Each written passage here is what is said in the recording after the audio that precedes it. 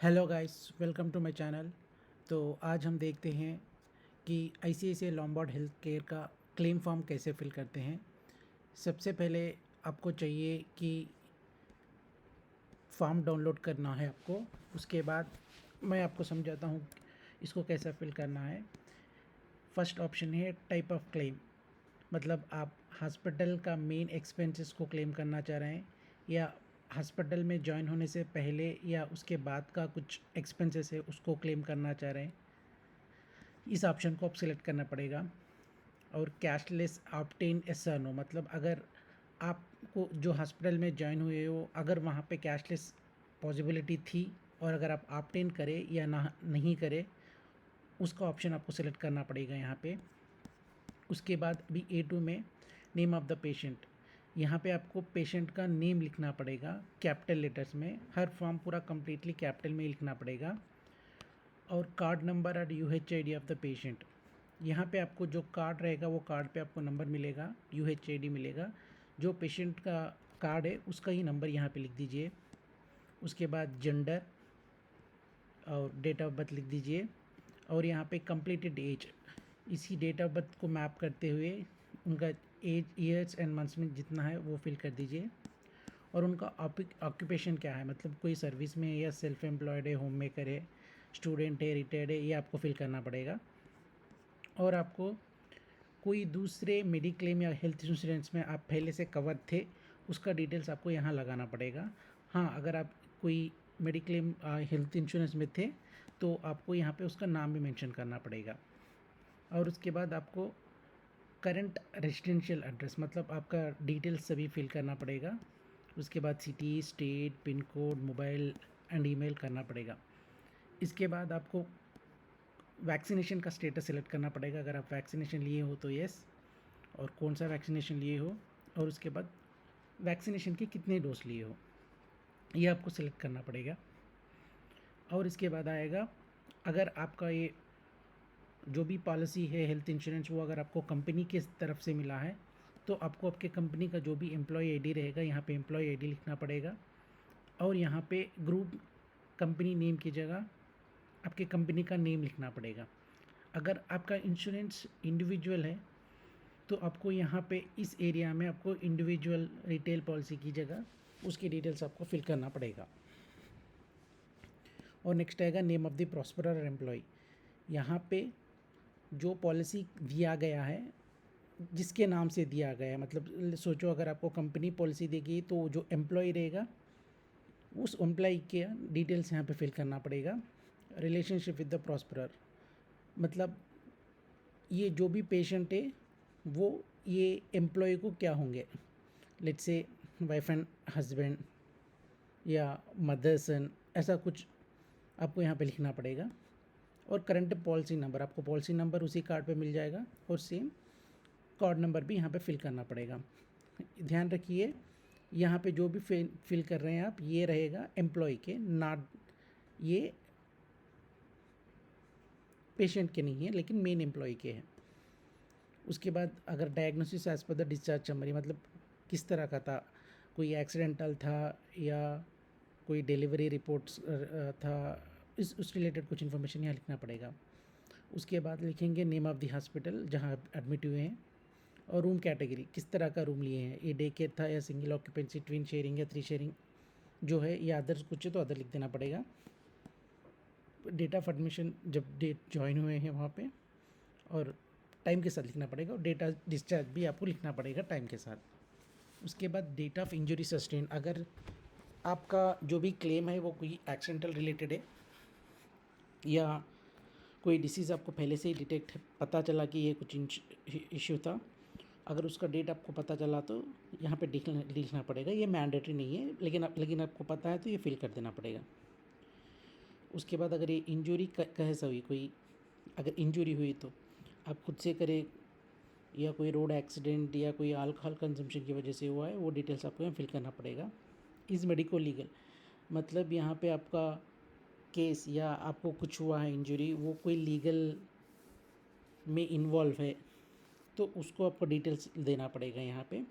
और अगर medico legal है तो पुलिस को इन्फॉर्म करे या ना करे उसका डिटेल्स आपको लिखाना पड़ेगा। अगर है तो उसका एफआईआर अटैच कॉपी जो भी है लिखाना पड़ेगा। और सिस्टम ऑफ मेडिसिन इधर एलोपैथी है या आयुष है आपको बताना पड़ेगा। एलोपैथी मतलब जो रेगुलर डॉक्टर्स रहेंगे ना उसको एलोपैथी बोलेंगे। आयुष मतलब दूसरे जैसे कि आयुर्वेदिक, यूनानी, इस रिलेटेड का आपको यहाँ पे चेक करना पड़ेगा। Is there any another claim in the purpose policy towards above incident, मतलब या इसी इशू के लिए आप कहीं दूसरे जगह भी पॉलिसी को लिए हेल्थ इंश्योरेंस क्लेम करने के लिए अप्लाई करे हैं तो एस या नो बताना पड़ेगा। और अगर एस है तो उसकी डिटेल्स यहाँ पे देना पड़ेगा। उसके बाद are you covered under any top up additional policy, yes और नो। अगर कोई टॉप अप पॉलिसी और एक है आपको तो उसका डिटेल्स बताना पड़ेगा। अगर एस है तो उसके भी डिटेल्स यहाँ पे देना पड़ेगा।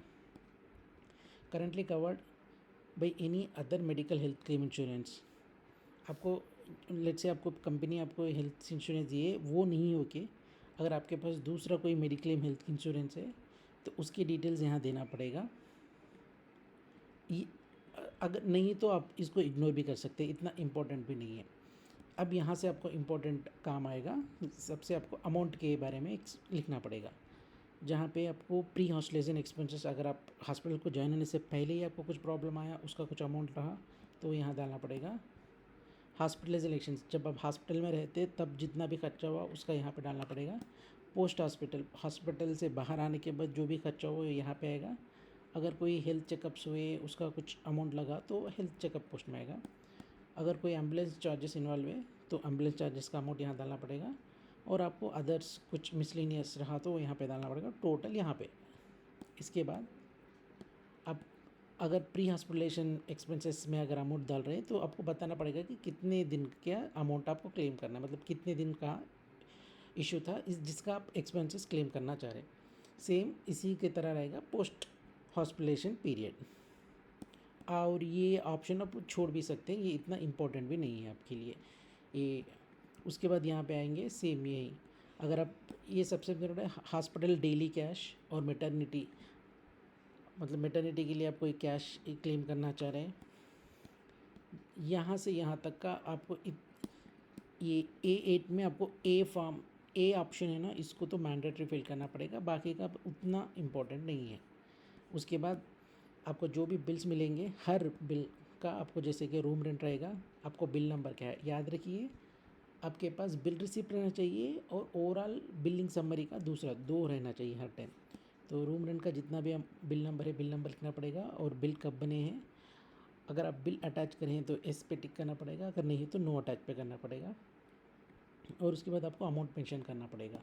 ऐसे जितने भी डिटेल्स है सब आपको फिल कर देना पड़ेगा। उसके बाद टोटल आपको यहाँ पे उसका अमाउंट यहाँ पे मेंशन करना पड़ेगा, जितना अमाउंट आप क्लेम करना चाह रहे हैं। इसके बाद जो भी डॉक्यूमेंट्स अपडेट करें हैं आपको चेक करना पड़ेगा कि क्लेम फॉर्म ड्यूली फिल, मतलब अभी जो फॉर्म अपन बोले हैं वो ये है। अगर ये आप अपलोड करें तो इस क्लिक करना पड़ेगा कैंसिल चेक, जिसके अकाउंट में आप पैसे एक्सपेक्ट कर रहे हैं उनके डिटेल्स और डिस्चार्ज समरी यस। और ये जितने भी डिटेल्स हैं सब जो भी आप अटैच करना चाह रहे हैं उन सबको SSS बोल के लगा देना चाहिए। और एक मत भूलिए कि एज प्रूफ में ये क्लियरली मेंशन करें कि आधार कार्ड के नहीं हो के कोई दूसरा डॉक्यूमेंट आपको अपलोड करना पड़ेगा, जैसे कि ड्राइविंग लाइसेंस, पैन कार्ड या पासपोर्ट। और लास्ट में आपको यहाँ पे डेट डालना पड़ेगा जहाँ से आपको प्लेस मेंशन करना पड़ेगा और आप इंश्योर का सिग्नेचर करना पड़ेगा। हाँ, अगर आप डॉक्यूमेंट्स भेजने के 30 दिन से ज़्यादा टाइम ले रहे हैं तो आपको ये फील्ड मेंशन करना पड़ेगा कि आप क्यों लेट करे हैं। इसके बाद आएगा ये जो भी कम डिटेल्स है पार्ट भी, ये कम्प्लीटली हॉस्पिटल फिल कर देगी, तो आपको इसमें कुछ भी इन्वॉल्व होने की ज़रूरत नहीं रहेगी। क्लियरली हॉस्पिटली कम्प्लीटली फिल करके दे देगी आपको। अब ये पार्ट्स ये सबसे इम्पॉर्टेंट है, जहाँ पे आपको पेशेंट का नाम लिखना पड़ेगा, पॉलिसी नंबर और कार्ड का जो UHID नंबर है वो लिखना पड़ेगा। अगर कॉर्पोरेट इंश्योरेंस है तो कंपनी की डिटेल्स, ये अगर आप कैशलेस को गए तो क्लेम नंबर, अदरवाइज आप ये इग्नोर कर सकते हैं। उसके बाद मोबाइल और ईमेल आईडी, और उसके बाद आपको वैलिड प्रूफ और कैंसिल चेक 2 भी देना पड़ेगा, इसलिए दोनों को चेक करना पड़ेगा। उसके बाद जिसके अकाउंट में आप पैसे एक्सपेक्ट कर रहे हैं उनके बैंक डिटेल्स यहाँ फिल कर देना पड़ेगा। ये सब यहाँ करिए, इतना बस हो जाएगा। ये पार्ट डी तभी ज़रूरत पड़ेगा अगर आपका क्लेम अमाउंट 1 लाख से ज़्यादा रुपए हो, लेकिन जहाँ तक मुझे लगेगा आपको ये पार्ट ए और पार्ट सी आपको फिल करना पड़ेगा और पार्ट बी आपको कंपनी के आपकी जो हॉस्पिटल है वो आपके लिए फिल करके आपको दे देंगे होपफुली। और आपको ईजीएस्ट वे में इंश्योरेंस क्लेम करने के लिए ये फॉर्म फिल करने के बाद आप IL take care app download करिए और वहाँ से आपको सबसे इजीली क्लेम करने का पॉसिबिलिटी मिल जाएगा।